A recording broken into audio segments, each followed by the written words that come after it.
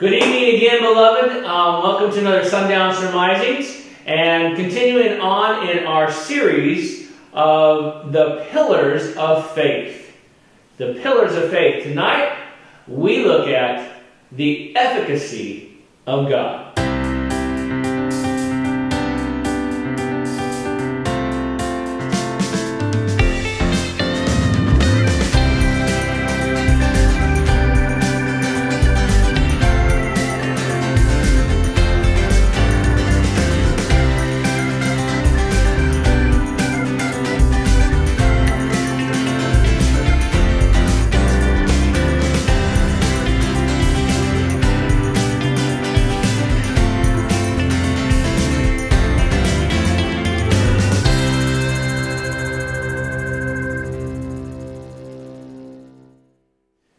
So our first in the series was the transparency of God, and last week we looked at the primacy of God. Tonight we'll look at the efficacy of God, and next week we're going to look at the agency of God. These four are kind of a front pillar to our sort of temple of truth that are critical pillars of belief for Christians, particularly Seventh-day Adventist Christians. Now, right away, you may be thinking, efficacy, I've never heard that word, or I almost never heard it. Efficacy is a way of saying it's something is effective. The efficacy of round tires versus square is pretty obvious. Round tires have a far greater efficacy moving a car along than square tires would. That's kind of what it means.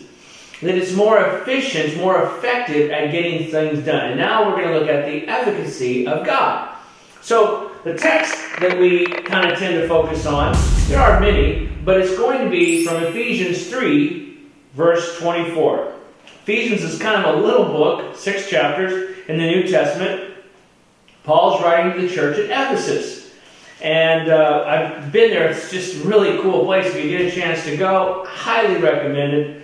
The library alone is really cool, and the whole plaza and everything. To see the various designs, buildings, the architecture, even the sewage system was pretty cool, and the water draining system. So he's writing to the church at Ephesus, which later is where the Apostle John will end up spending the last few years of his life and passing away. The church at Ephesus.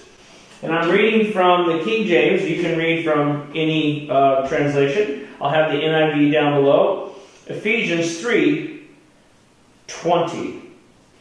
Now unto him that is able to do exceeding abundantly above all that we ask or think, according to the power that worketh in us. Now, right there, exceeding abundantly is how the King James puts it. Others are going to put it in different ways. But basically, those two words are one in Greek. And here's the idea. Paul actually invents a word. It's a compound word. He takes several words and puts them together and says, this is what I'm trying to say, as only Paul might do. So it's not a word that is well known or used because Paul creates it. He goes, it's this, this, and this. And it's composed of 3 different things, and even one of those words has its own etymology or its roots as well. So right off the bat, the word you want to look at is uper, and I had to write it down a little off camera because I wasn't going to remember. So if I'm looking away, that's why. Uper ek perisu. Uper ek perisu. Right? 3 separate words. Uper, which we usually use something in behalf of or for somebody. It denotes a relation. You would stand over or for somebody or do something for somebody. Uper. Ek is usually attached to other words like a prefix, but it can be on its own as well many times. It's a very, very common word. It means out of, and what it's doing is it's indicating a point of origin. That's its point. Out of something. Like if you were to draw out of a basket, or you would to come out of a park, that would be ek. And Paul puts that in the middle. So, uper ek perisu. Now, perisu is actually 2 words. Well, it's a word by itself, but it has etymology of 2 words. Peri, which we would recognize as words like perimeter, It means an around, an all around, and paran is the other part of that word. And paran is would be like indicating something's beyond, like across the river, beyond reach, over the gulf. It's beyond, it's over there, it's farther. Indicates a distance greater than where you are. Usually, again, meaning some sort of gulf has to be crossed, whether it was a great distance or a chasm or something like that. And those two words, this around gulf, this around distance across, is the word perisu. That's kind of what it means. So Paul takes this on behalf of, from, and all around, and that's what leads them, and it means in abundance, something greater than, something, the perimeter, something that's greater than something that's beyond you. So that perisu is something greater or around that's greater than where you are. So all together, you put these kind of ideas, what he's trying to say, and he's saying that God is such that from him originates this goodness, this greatness on behalf of you that's greater, surrounding you, greater than you can even imagine. It's really a cool concept. And that's why the King James, it takes two words in English to even try to approximate. No matter what version you get, you'll have ones, and I'll put some different ones that will say, beyond your wildest dreams. That's usually a paraphrase. And it's kind of what he's trying to get at. It's like, beyond your imaginations, exceedingly abundantly. It almost sounds like somebody's misspoke, like their grammar isn't correct. But that's what Paul's trying to say.